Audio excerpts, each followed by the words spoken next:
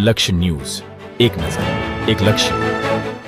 શિયાળાની કડકડતી ઠંડીમાં જાહેર રસ્તા પર ઠૂંઠવાતા માનસિક અસ્થિર યુવાનને આશરો આપતું માનવતા ગ્રુપ. બનાસકાંઠા જિલ્લાના સરહદી વિસ્તાર એવા ભાભર શહેરમાં છેલ્લા 3 દિવસથી આવી શિયાળાની કડકડતી ઠંડીમાં એક માનસિક અસ્થિર યુવાનને લોકજાગૃતિ અને સેવાકીય કાર્ય કરતું હર હંમેશ ભાભર શહેર સરહદી વિસ્તારમાં જોવા મળે છે.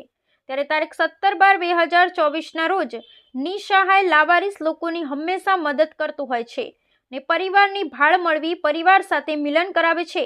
ભારતનું કોઈ પણ રાજ્યનો વ્યક્તિ હોય તો તેને ઘર સુધી પહોંચાડે છે અને પરિવાર સાથે મિલન કરાવતું હોય છે. ત્યારે બનાસકાંઠા જિલ્લાના સરહદી વિસ્તાર એવા ભાભરમાં 3 દિવસથી જાહેર રસ્તા પર સૂતેલો એક નવયુવાન પત્રકાર મહેશભાઈ ઠક્કરને નજરે પડતા મહેશભાઈ ઠક્કર માનવતા ગ્રુપ ભાભરને જાણ કરતા માનવતા ગ્રુપ ભાભરની ટીમ ઘટના સ્થળે આવી પહોંચતા રેસ્ક્યુ કરી તેને પત્રકાર મહેશભાઈ ઠક્કરના ઘરે લાવવામાં આવ્યો હતો.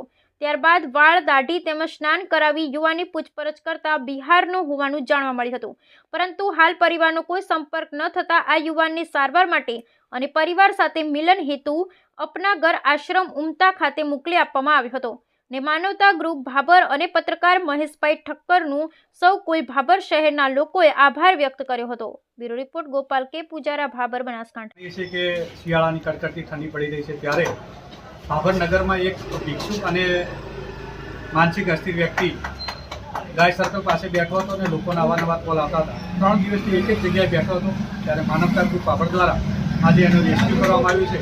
રેસ્ક્યુ કરી અને સારવાર અને પોતાના પરિવાર મિલન હેતુ અપનાગર આશ્રમ ખાતે આજે મોકલી આપવામાં આવેલ છે. પ્રથમ તમને કોને જાણ કરી? મને આ વિશે આપણા નવગુજરાતના પત્રકાર મહેશભા મને સવારમાં કોલ આવેલ કે ભાભર અંબિકાનગર સોસાયટીના નાકા પાસે એક બેઠા છે વ્યક્તિ. ત્યારે અમે બંને ઘટના સ્થળે ગયા હતા.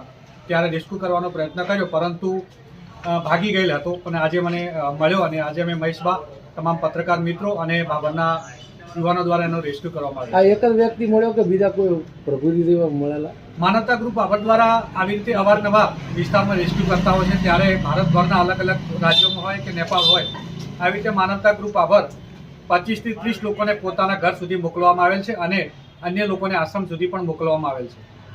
ઓકે.